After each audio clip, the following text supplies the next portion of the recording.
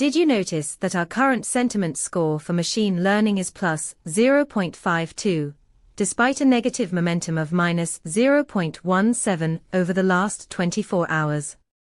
This divergence is unusual and indicates a potential shift in sentiment that could precede a change in development trends. When you call our API, it returns not just the sentiment score, but also semantic clusters, giving you a nuanced view of what's driving these feelings. This is valuable for predicting how emerging technologies might be received. Imagine you're building a product roadmap. Leveraging this sentiment data can help you prioritize features that align with current user emotions, ultimately guiding your development efforts.